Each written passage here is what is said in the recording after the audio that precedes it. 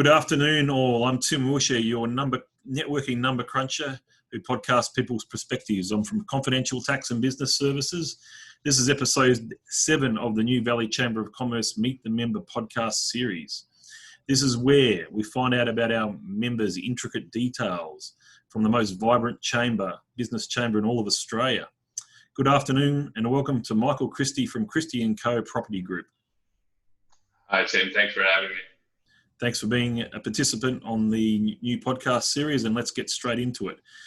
Please tell the audience, I guess, your name and a bit about your business, a bit of an elevator pitch. Yeah, okay, so... Yep. What's that, sorry? With the last part you cut out. And how you solve problems for your clients. How I solve problems for my clients. Okay, so I'm Michael Christie. I'm the CEO and co-founder of Christie & Co. Property Group in Brisbane, Gold Coast, and somewhat partially in Sydney.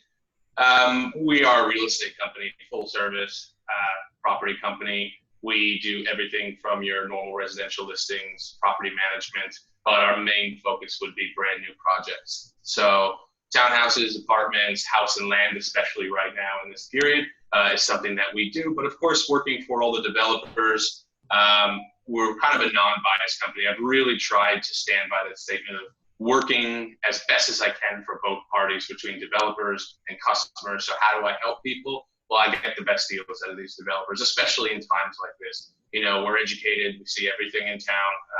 And what I do is try to transfer my knowledge to a buyer base and help them get what the best deal they can possibly get from a developer for a new property, whether it's interstate, local, or international buyers. So that, in a nutshell, that's what we do. Excellent. How did you first get into that line of business, Michael, and how did the company all start? Well, I was led into it by my business partner, Jeb, or Utsani is her real name. She's Thai. We met somewhere around 6.5 years ago. Funny enough, we actually wound up going on a date. It's kind of how it really started, if everybody wants the total truth. But it didn't work out, but we did work out to be great friends. And she always told me, you've got a great sales, voice, your marketing. That's what I studied in college. She said that's really what your main aim is. And we should hone in on that. I'm working at this real estate company. Why don't you come trial it out here? So I'd gone to a company. I was the marketing manager for a little bit of time. She was their sales manager. And we just, we did the best job we could. We were making a phenomenal amount of sales. And it was kind of just the two of us doing it, whereas the owners of the company were never really around. So we thought, why don't we do this ourselves? Like this is, and it was other lines of things such as forced to sell things that we didn't believe were good products for customers. We wanted to make sure that our name and reputations lasted in Brisbane if we're planning on staying here. Brisbane's a small town. You don't want to follow in the footsteps of a bad leader and spoil your name. So we thought, screw it. We're doing all this by ourselves anyway. Let's go out there and make a good name for ourselves, start a good company, and see what we can do to help people and make a go at it. And that's kind of how the whole thing fell together. And 5.5 years later, I think this is where we are now, in 3 cities and 25 employees total. So growing. So good start.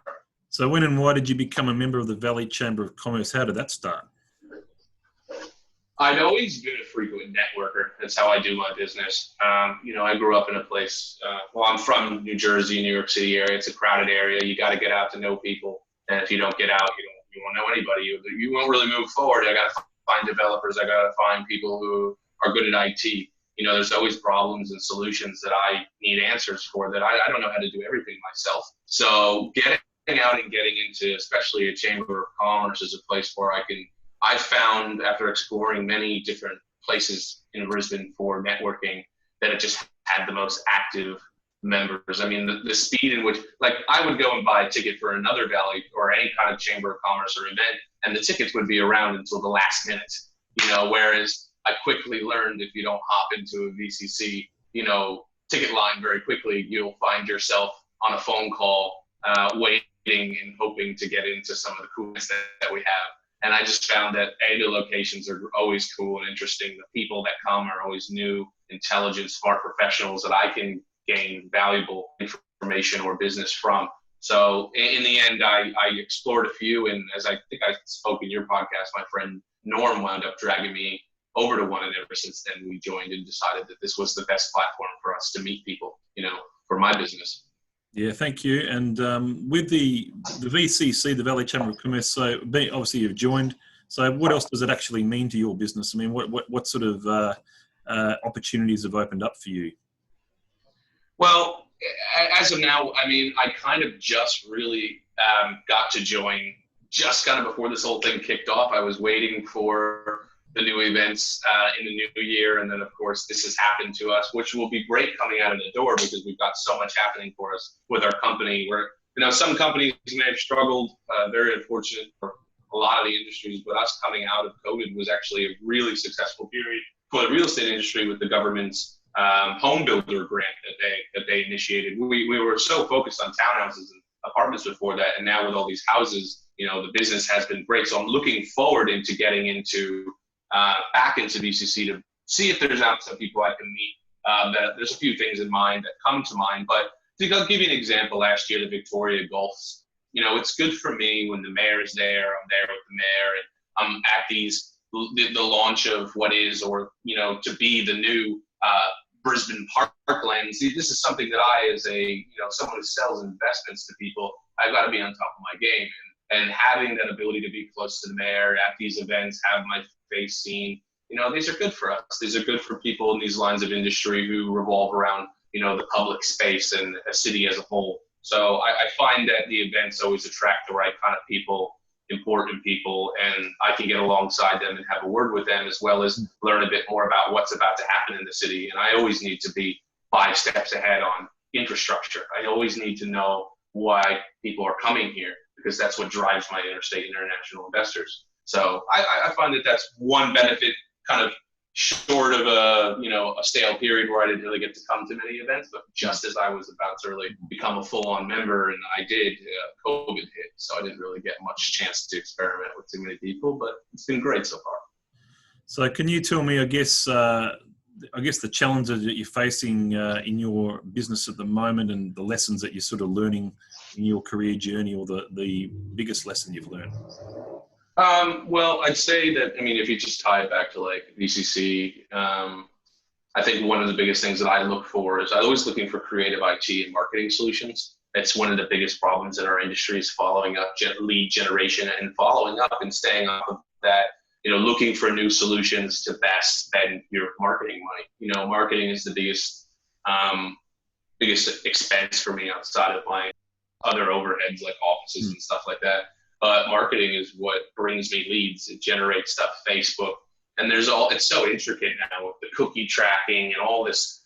It's a language I speak to an extent, but I need to find solutions. And I find these people, and that's one of the biggest challenges for us at the moment is, we've always been great marketers, but as, society moves forward, things are becoming so targeted and technical that you need somebody who speaks that language waking up every morning, and that's not me.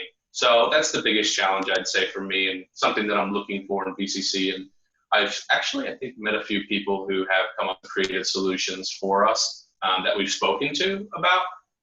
So I'd say that that's kind of, for us, is probably the biggest challenge. And as well as obviously meeting more and more developers is always a challenge, but that's what these places are for us, is networking. So, yeah, I'd say for me personally, I think if you want to speak to the rest of my team, they probably have something different to say because they're focused on sales, whereas I'm marketing.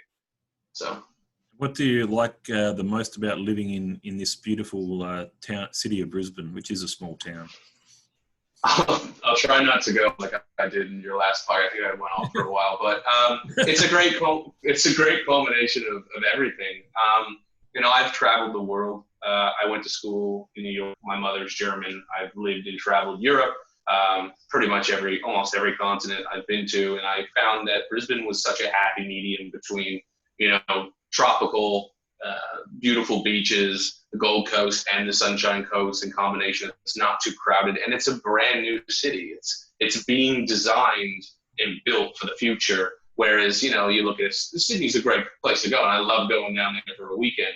But in terms of infrastructure, they're having to play repair, where everything is, let's try to implement a new solution, which may or may not work, like their light rail, which happened to be a total failure from what I've heard from local people living there, is that it actually wound up slowing everything down and people tend not to use it now. So I love Brisbane because it's kind of this open map where everything's a go right now. Like just every week you look at sites like Brisbane Development, and the things that are just popping up here is what got me going. After I got into real estate, that just got me so excited to be here. We're only a stone's throw away from everywhere. I mean, you're a 16-hour flight to LA. So for me to go home and actually expand business, which is a big plan of ours in the next coming years, which we are expanding our business into American real estate, bringing investors from America to Australia, as well as Asia. We're so close. And Melbourne's a bit south. I like it. It's cold. But Brisbane's just, I'm where, it's the end of winter now, and I'm still in a t-shirt. So I like the way that I can live here. It's just, I think it's a beautiful place. It's clean, the wildlife, and it's just so diverse. So for me personally, I've traveled a lot. I love it here. I think it's an amazing potential to be something great, future city, I'd say. And finally, what have you changed the most about your life over the last 4 to 5 months when COVID-19 has sort of been a factor in the world economy and the way we do things? Well, like everyone, I work from home, which was really actually quite, it fell into my lap. When that my lease with our office was up for renewal and nobody was coming in. So I just said, we're not going to renew. And we saved quite a substantial amount of money, and we're moving into our new office, which is in Kelvin Grove, on Kelvin Grove Road, in 7 days. So that's kind of why I'm on vacation right now. I'm just trying to squeeze in a last moment of peace before all hell breaks loose. But it's been like that for the past, how long has it been? We've been with for 4 or 5 months now. I think it feels like forever. But what changed for us the most with Home Builder Grant was we were selling lots of townhouse apartments. We occasionally dabbled in and were able to do house and land, but our entire focus in marketing had to change to house and land. As it was so unclear as to what the government outlined rules were for the home builder, it wasn't sure that townhouse developments or apartments, because of the construction date clauses that are like in this overnight drafted grant. So we weren't sure that selling apartments and townhouses were really going to cut it. And when you break down the bit of how much the home builder was, it really boils down to somewhere around 28,000 applications throughout that stretched budget.